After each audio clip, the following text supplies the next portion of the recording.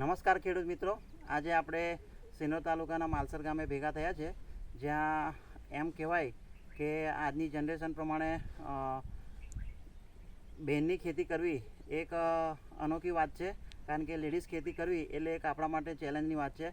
અને એવા જ ઉંમરમાં પણ મોટા છે એવા બેનને કહીએ કે તમે એમનો પરિચય આપશે. મારું નામ પટેલ સુમનબેન ભૈલાલભાઈ છે. મારું ગામ માલસર છે અને મેં આ સિંબા તરબૂચની ખેતી કરી છે. તો જિજ્ઞેશભાઈના ટ્રીટમેન્ટ પ્રમાણે બધું કર્યું છે. એમનું જે કંઈ મને આપ્યું તે પ્રમાણે બધું અંદર મેં નાખ્યું, તો અત્યારે મને બહુ જ સારો એનો એ મળ્યો છે.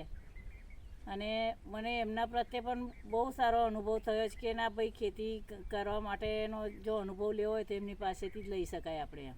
એમ સુમનબેન, એવું કહેવાય કે આજની તારીખમાં આજે તરબૂચની ખેતી છે એ તો ઘણી ખરી રિસ્કવાળી છે, પણ તમે આટલું મોટું રિસ્ક જે તરબૂચમાં લીધું અને આટલી ઉંમર છતાં પણ તમે જે આટલું પ્રોપર મેનેજમેન્ટ કર્યું છે, સાથે સાથે તમને પ્રોપર ગાઈડન્સ મળ્યું છે, એની સાથે સાથે જે સિગ્મા ક્રોપ સાયન્સની પ્રોડક્ટ્સ જેમ કે જાદુગર છે, ભૂમિકીટ છે, સુપિક સોઇલ છે, આવી જે બધી પ્રોડક્ટ્સ આપણે આને અવસ્થા પ્રમાણે જ્યારે આપી છે અને લગભગ હવે આનું હાર્વેસ્ટિંગ 2 કે 3 દિવસમાં આવવાનું છે, તો આ વર્ષના જે ક્લાઇમેટમાં બહુ બધા ચેન્જીસ આપણને દેખાયા હતા, તે છતાં પણ આપણે આજે અહીંયા આ મુકામે પહોંચ્યા છે.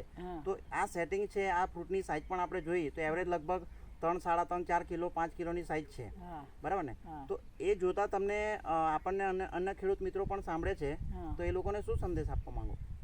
ખરોખર જો સિગ્મા પ્રેસ સાયન્સનું તમે ટ્રીટમેન્ટ કરાવો ને, અને જે જિજ્ઞેશભાઈ કહે છે એ પ્રમાણે ટાઈમસર, મને તો જિજ્ઞેશભાઈને હું સામેથી ફોન કરતી હતી કે ભાઈ ના, તમે આટલા દિવસ થઈ ગયા આવી જ જાઓ, મને જોઈને તમે એની જે દવા ખાતર હોય તે લખી આપો અને હું એ પ્રમાણે કરું. મારો નિયમ કેવો કે એનો ટાઈમ થયા પ્રમાણે ટાઈમે જ વસ્તુ હું આપી દઉં, એવું નહીં કે પછી લેટ ગો કરીને એમ.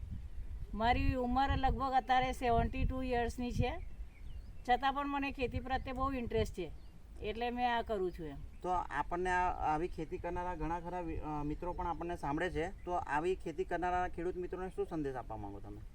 હા, એટલે તમારા પરિચય અભિપ્રાય લે ને એ પ્રમાણે કરી શકીએ એમ. ઓકે, સુમનબેન, તમારો ધન્યવાદ કે તમે તમારો અભિપ્રાય અન્ય ખેડૂત મિત્ર સાથે પણ શેર કર્યો, અને આવો જ સારામાં સારું જે ઉત્પાદન છે એ તમે અન્ય ખેડૂત મિત્રો પણ લેતા રહો, એ જ અભ્યર્થના.